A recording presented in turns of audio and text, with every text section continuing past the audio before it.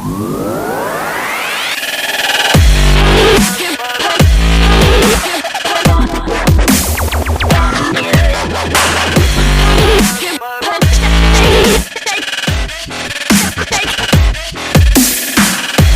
to my channel. It's your girl Marina, and for today's video, girl, we are gonna do a leg workout. Now, I've wanted to do this video for a while now.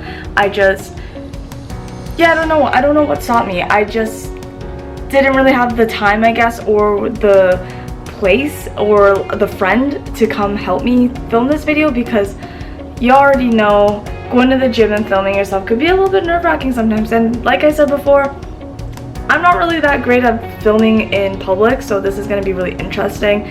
But it is kind of late. It's already 9:30-ish, and we're just about to leave to the gym. I just got off the phone with her, so she's going to come pick me up. We're going to go to Good Life, and I'm going to take you through this leg workout, and I'm also going to incorporate some glutes in there, like glute activating workouts and glute targeting workouts as well. But I really like to work out my quads, because I love that definition, that line. It is so pretty to me. Like, I don't know, I think girls with nice legs, just, yeah, I envy them. And I'm pretty proud of my legs myself, to be honest. So I'm really excited, so come along with me and let's go start this leg day. So a must for me is to stretch before I start my workout. Now, I like to do this because it does open up my hips, and I find that I get a larger range of motion when I am performing my exercises because I stretched my muscles. When you stretch your muscles, they become more limber, but you can also avoid injury. And you know what? Once I injured myself because I didn't stretch prior to my workout, and it set me back 2 weeks because I had to wait till my leg healed from that pulled muscle. And after I learned my lesson the hard way, I always stretch now. You don't even have to do 10 to 15 minutes. You can do 5 minutes, but just a little bit of stretching really goes a long way. Also, this is kind of embarrassing, but you can see the comparison to Olivia and my flexibility. I am fairly stiff. That is also a reason why I stretch before my workouts, just so I can practice getting more flexible.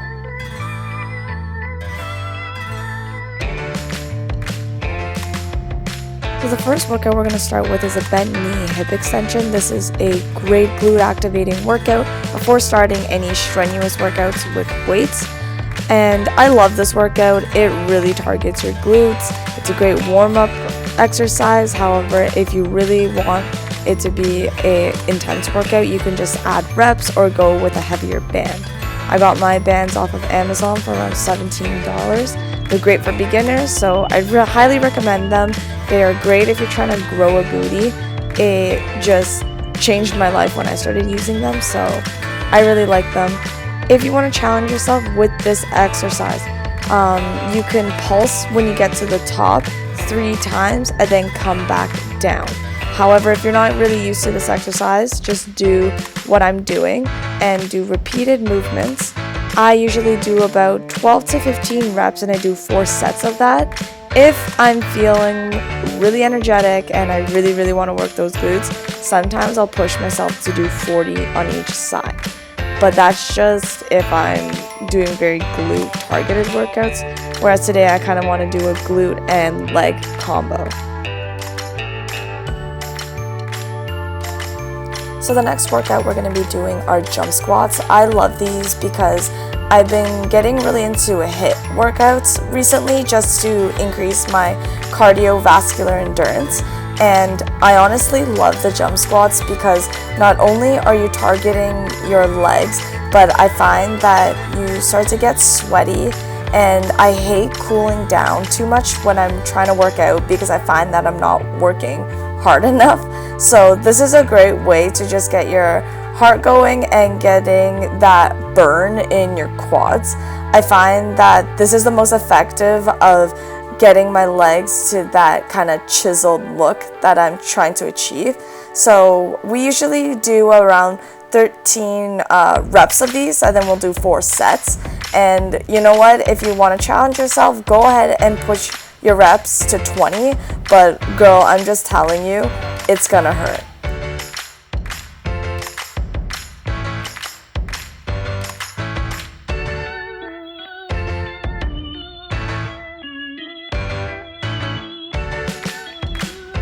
So the next exercise is the elevated lunges on the Smith machine. This exercise is great if you want to incorporate your glutes when also working your quad. So lunges without the step, I find focus largely just on the quad rather than the glute. And regardless, you'll still be working your glute anyway, but if you want to feel more of a burn in your glute, just use a step and put your foot on top of it and then lunge into the front leg and push through the heel. When you push through the heel, you'll feel it in your glute. And another tip is to also try to stretch before you do this exercise so you have a larger range of motion when you're going down. And when you have a larger range of motion, you'll feel more of a burn in that glute muscle. So that's just something to keep in mind. You also want to keep your hips square. So when you're doing this exercise, you want to keep your core engaged, but also focus on your hips facing forward. It is hard if you're a beginner and you're not used to this exercise. All you have to do is practice. You could even use dumbbells, like you don't have to do the Smith machine. I just like doing it on the Smith machine because I find that it's very smooth going up and down, and the burn is real because you could really go heavy on the Smith machine.